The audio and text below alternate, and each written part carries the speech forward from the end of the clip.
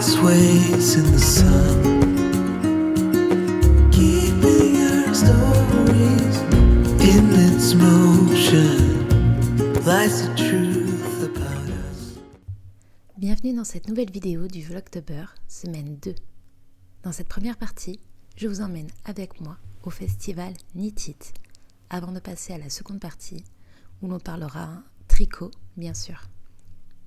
Comme vous pouvez le voir sur les images, je suis en pleine préparation des stocks. Ici, ce sont les anneaux marqueurs de mailles.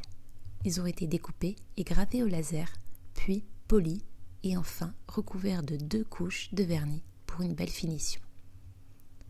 On a plus souvent l'habitude de voir des marqueurs en métal ou en émail, mais ces versions ont plusieurs inconvénients. Ce sont en réalité des breloques achetés en gros sur des sites chinois, à l'origine destinés à la fabrication de bijoux ou d'accessoires, et non au tricot. Alors oui, ils ne coûtent pas très cher, mais ils sont souvent trop lourds et trop grands pour une utilisation confortable. C'est pourquoi je préfère fabriquer mes propres accessoires en bois. Ils sont ultra légers et ne dépassent pas 2 cm, ce qui les rend parfaits même pour tricoter des chaussettes sans être gêné. Vous pouvez voir ici des petites mains qui s'activent pour m'aider dans la réalisation de toutes ces tâches, puisque tout est fait à la main du début à la fin. Les étiquettes sont imprimées, découpées, puis perforées pour pouvoir y accrocher les différentes collections d'anneaux marqueurs, avant d'être soigneusement mises sous sachet. C'est la 2e année que je participe au Knit It en tant qu'exposante, mais c'est la première fois que j'y présente la sortie d'un livre. Une belle étape dans cette aventure. Le festival se déroule à Lyon et c'est devenu un rendez-vous incontournable pour toutes les passionnées des arts du fil. C'est un lieu d'échange, de rencontres et de belles découvertes où l'on partage la même passion dans une ambiance toujours très chaleureuse. Une fois toutes les affaires chargées et 8 heures de route plus tard, nous voilà enfin arrivés sur le stand, prêts à tout installer et à profiter de ce week-end bien rempli. J'ai voulu que mon stand soit une véritable petite parenthèse cosy et chaleureuse pour tous ceux qui s'y arrêteraient. Des couleurs douces et automnales, des matières réconfortantes et quelques petits éléments inspirés de la saison. Tout était pensé pour créer une atmosphère accueillante, comme un cocon.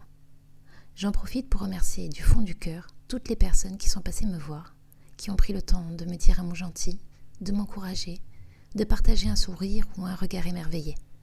Je suis tellement touchée et reconnaissante de voir que tous les livres ont trouvé leur foyer. Et j'aime imaginer qu'ils accompagneront vos hivers au coin du feu, entourés de laine et de douceur. Mais assez parlé de moi. Le Knit It, c'est avant tout l'occasion de faire de belles découvertes et de s'émerveiller du travail des autres. Je vous amène donc flâner avec moi dans les allées du festival, à la découverte de stands inspirants, de créatrices passionnées et de leurs univers uniques.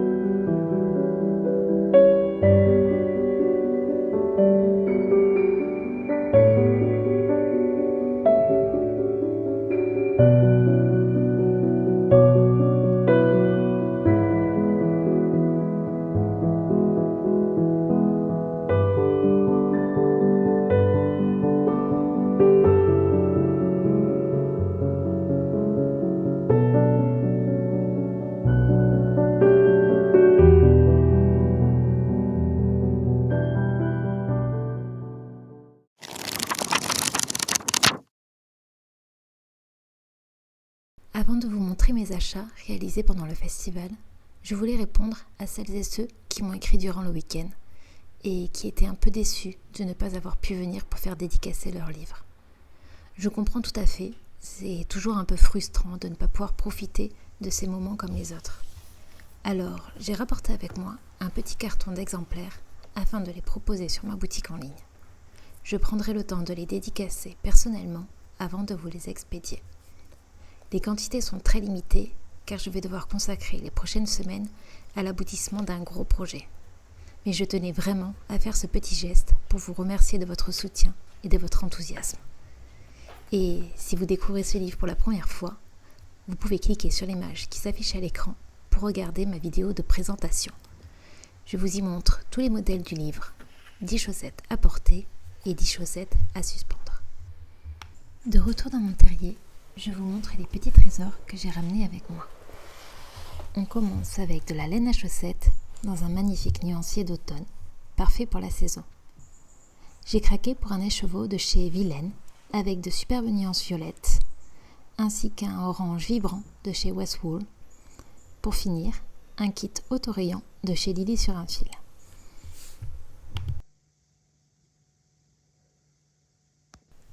Autre petite merveille dénichée dans les allées du festival, des boutons et une jolie coupelle en porcelaine de chez Camélière. Ce sont des pièces uniques, délicatement inspirées de la nature, avec des textures et des détails qui les rendent vraiment poétiques. Passage obligé, le stand rempli de douceur et de curiosité de rue de pleine lune. J'y ai fait le plein pour mes prochaines broderies avec ces nouveaux modèles de cartes à broder inspirés des animaux de la forêt et de la lumière d'automne, ainsi que le kit « Il était une fois un renard », un vrai coup de cœur. Je vous montrerai tout ça plus en détail dans les prochains vlogs, parce qu'il y a vraiment de quoi passer de belles soirées cocooning, aiguille à la main et tasse de thé à côté. Un ouvrage qui a d'abord attiré ma curiosité par son allure de grimoire de sorcière. Il s'agit d'un livre unique dédié aux moufles ethnographiques lettones, fruit d'un long travail de recherche mené dans les fonds de plusieurs musées. On y découvre des reproductions de moufles anciennes, accompagnées de grilles détaillant leur confection et de superbes motifs traditionnels. C'est à la fois une plongée dans le patrimoine culturel de la Lettonie et une source d'inspiration précieuse pour tous les amoureux du tricot et des belles éditions. Je ne pouvais pas repartir sans un kit de laine à feutrer de chez Histoire en laine. Il contient tout le nécessaire pour donner vie à un adorable petit hérisson, un projet aussi doux que ludique. Et bien sûr, en plus de nombreux souvenirs précieux et de belles rencontres, je repars aussi avec quelques goodies du festival Knit It, de quoi patienter jusqu'au prochain rendez-vous de l'année prochaine. J'en profite pour remercier du fond du cœur les organisatrices, les bénévoles et toutes les petites mains qui ont œuvré dans l'ombre pour faire briller les arts du fil le temps d'un week-end.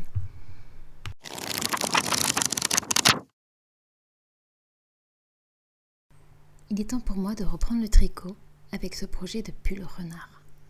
J'ai eu un vrai coup de cœur pour cette teinte vert olive en Peer Gynt de chez Sandnes Garn. Je trouve qu'elle s'accorde parfaitement avec la fourrure orangée du renard. Ce modèle de pull en jacquard ne s'adresse pas vraiment aux débutants, car il contient quelques rangs à 3 couleurs au niveau de la tête du renard. Ce n'est pas beaucoup plus difficile que de tricoter avec 2 fils, mais cela demande tout de même un peu de pratique et de patience.